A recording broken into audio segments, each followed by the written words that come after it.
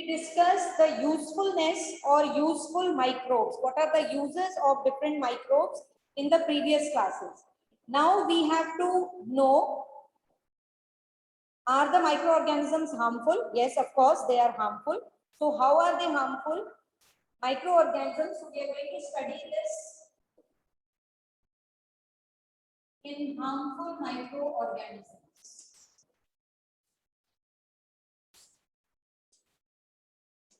All right, microorganisms, those microbes which can cause harm to us and diseases. ठीक है, microorganisms जो है, they can cause diseases in human beings, they can cause diseases in animals, they can cause diseases in plants. So all such microorganisms, only those microorganisms which cause diseases, या हम दूसरी तरह से कह सकते हैं disease causing microorganisms are termed as pathogens. I told you in the other class also, disease causing microorganisms are called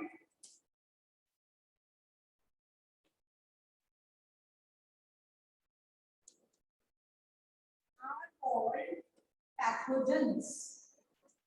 बाकी ये सारे माइक्रोब्स ही हैं, लेकिन उन माइक्रोब्स में से सिर्फ वो माइक्रोब्स जो कि डिजीज कॉज करते हैं उनको हम पैथोजेंस टर्म करते हैं. ठीक है, सब माइक्रो ऑर्गेनिजम्स जो होते हैं आजकल बहुत ही ज्यादा कॉमन प्रैक्टिस है which you observe in your daily life.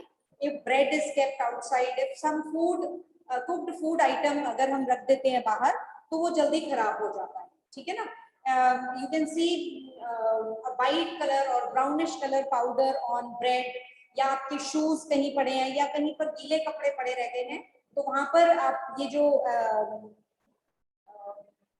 deposition देखते हो white या brown color की, this is caused by microorganisms. So let us study more about their harmful activities. पहले है disease causing, how these microorganisms cause diseases in humans, how they cause diseases in humans. You have a table in your book on page number 24. Please open it.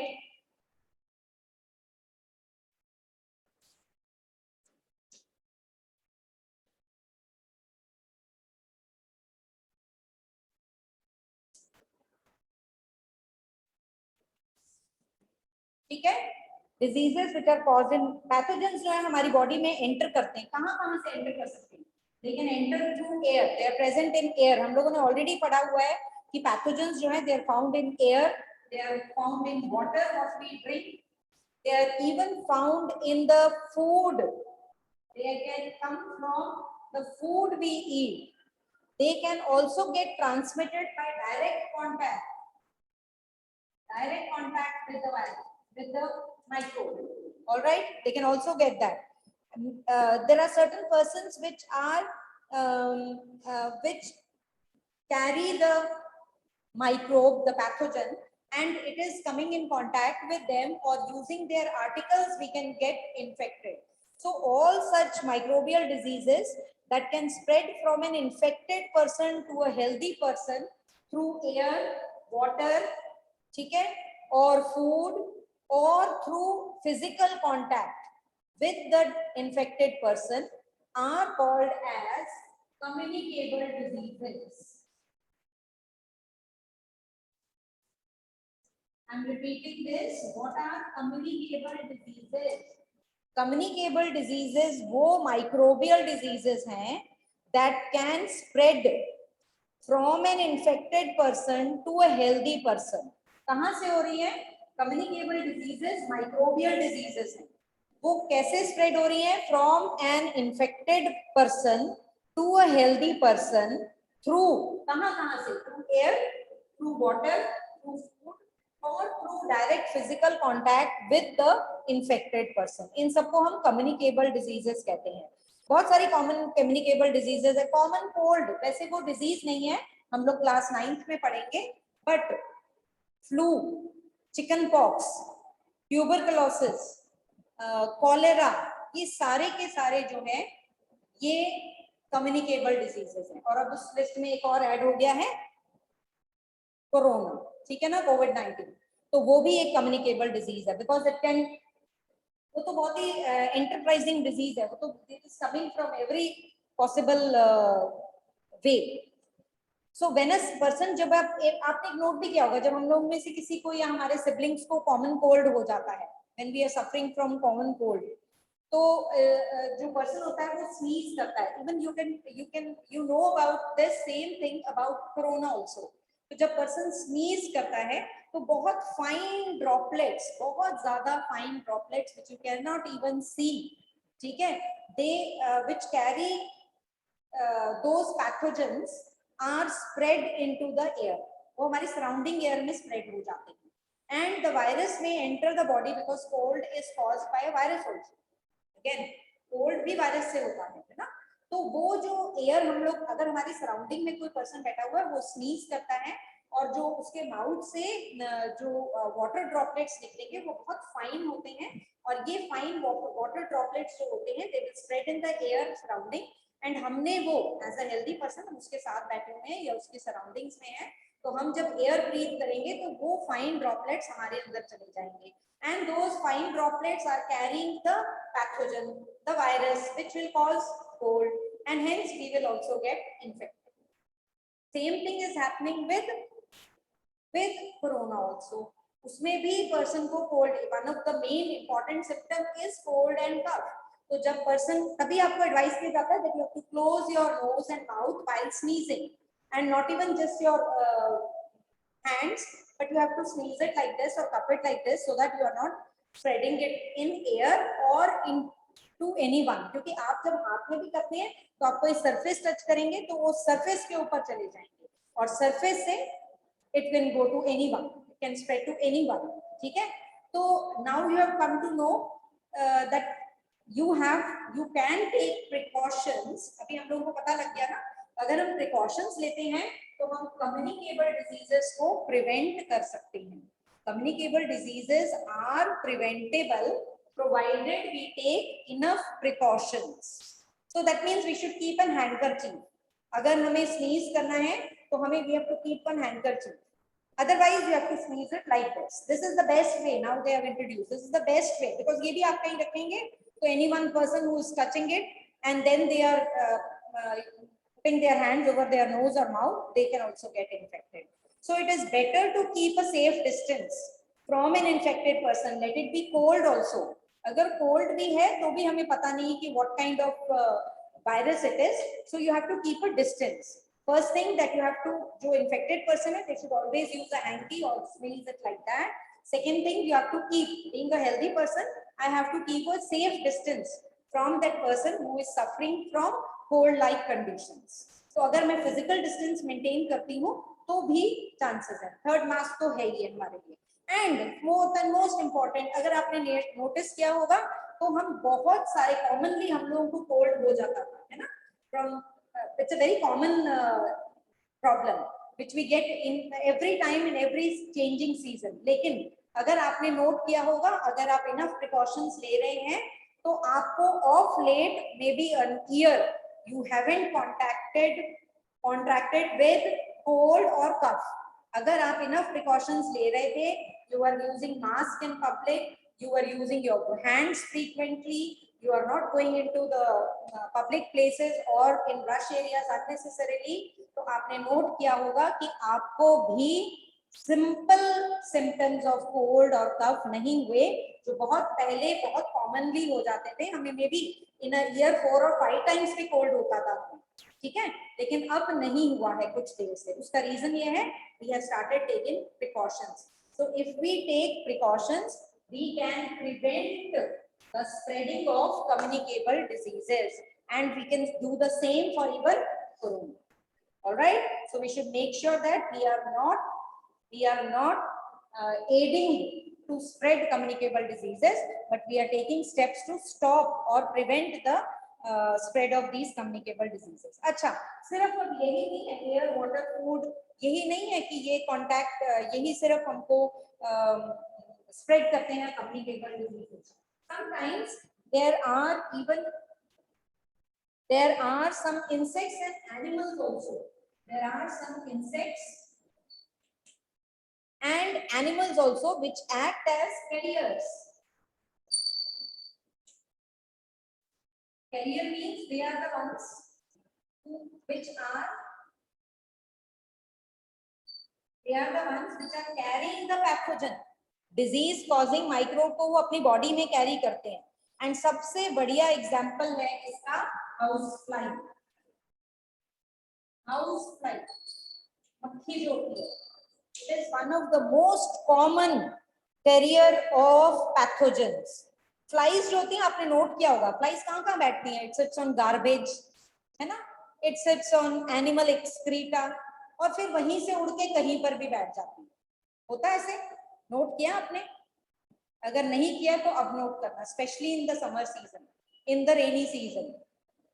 The house fly does not has a specific place where it is going to sit.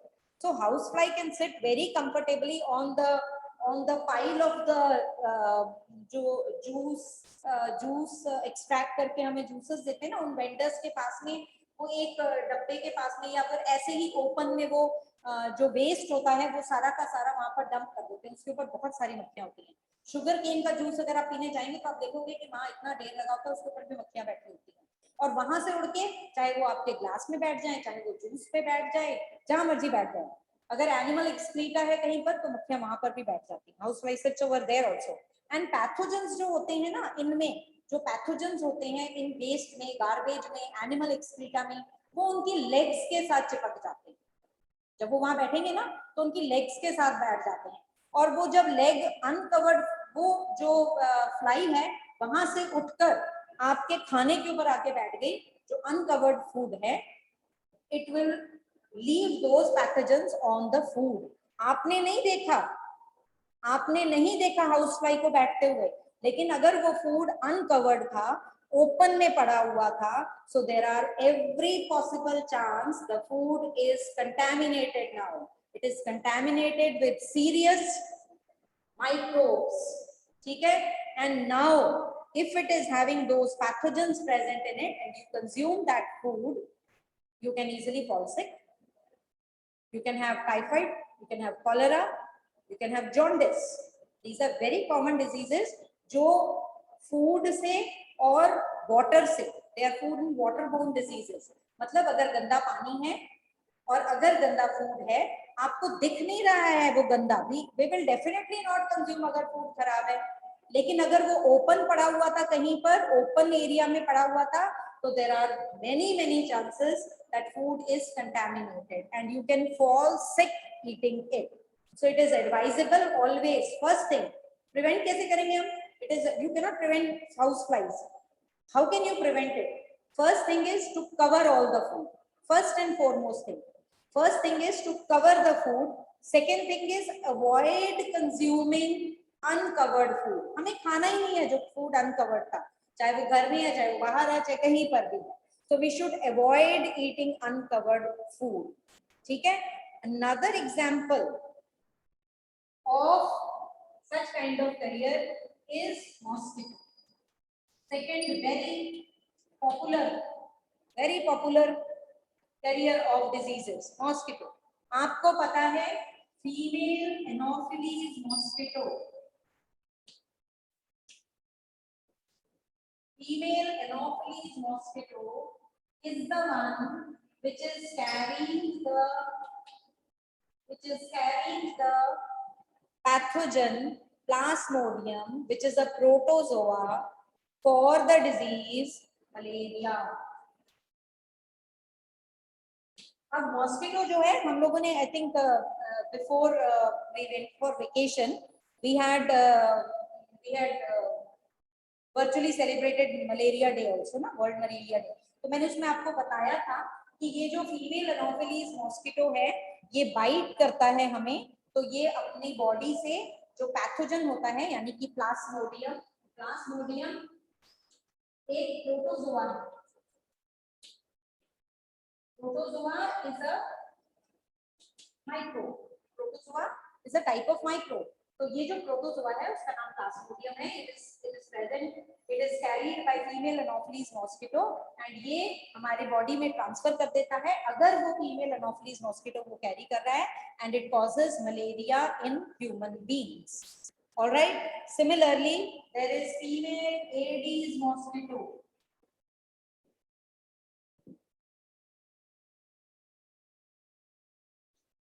Female Aedes mosquito. This is the one which is carrying the virus of the disease dengue. बहुत ही ज़्यादा, it is a very dangerous disease dengue. In fact, malaria में भी सिर्फ fever होता है, but there is a huge population around the world which every year, especially children, die because of malaria, and there are many children and adults who die with dengue also. Otherwise, it is just a common disease where you will get high fever. ठीक है ना, लेकिन उसके कारण बहुत ज़्यादा deaths भी होती हैं. So we should always avoid mosquito bites. ठीक है. So यहाँ पर आपने देख लिया हम कैसे कंट्रोल करेंगे डेंगू और मलेरिया को, हम कैसे कंट्रोल कर सकते हैं. We'll be studying about that also. Now you have to also know कि अभी mosquitoes को हम prevent कैसे कर सकते हैं. Mosquitoes जो होते हैं they breed in water. Breed मतलब ये multiply करते हैं in clear water. अब ये वाटर कहाँ पर है, कहीं पर भी स्टैग्नेंट वाटर प्रेजेंट होगा ना, specially in stagnant water. Stagnant water मतलब खड़ा हुआ, बहता हुआ पानी नहीं, जो पानी खड़ा हुआ कहाँ होगा. आजकल ये दोनों डिजीजेस बहुत ज्यादा स्कोप होता है इनका, इनके बहुत ज्यादा चांसेस होते हैं, डेंगू और malaria, chikungunya. These are all caused by mosquito bite. तो आपने प्रिवेंट करना है, तो मॉस्किटोज नहीं काटे, पहले बात हमने ये देखी. उसके लिए भी हम प्रिकॉशंस जानते हैं, लेकिन उससे पहले ये जो मॉस्किटोज होते हैं they breed, multiply in, increase their population in, lay eggs in stagnant water. अब ये स्टैग्नेंट वाटर कहाँ है, बारिश हुई कहीं पर पडल ऑफ वाटर बन गया हमारे घर के पास में, वहां मॉस्किटोज ब्रीड करने लग जाएंगे. दूसरा, हमारे घर में जो कूलर्स में हम अभी यूज कर रहे हैं, वाटर कूलर से यूज कर रहे हैं, उसमें पानी है तो वहां पर ब्रीड करने लग जाएंगे. थर्ड, अगर कहीं पानी किसी हमारे घर में या आसपास में सराउंडिंग्स में कोई टूटा हुआ बकेट पड़ा है, कोई मटका पड़ा हुआ है, कोई टायर्स पड़े हुए हैं, उनके बीच में भी ये जगह जहां पर भी पानी इकट्ठा हो सकता है वहां पर ये स्टैग्नेंट वाटर में ब्रीड करने लगेंगे. और चाहे वो फ्लावर पॉट्स ही है, हमारे फ्लावर पॉट्स में ना जब बारिश तेज होती है तो उसमें पानी भर जाता है, और पानी भरने के बाद वो निकल नहीं पाता है. ठीक है, कई बार हम फ्लावर पॉट्स के नीचे प्लेट्स ही रख लेते हैं, है ना, for the release of excess water. तो वो पानी उसमें रहेगा, और जब तक पानी उसमें रहेगा तब तक वो ब्रीड कर जाएंगे, they will lay eggs and more mosquitoes will be produced.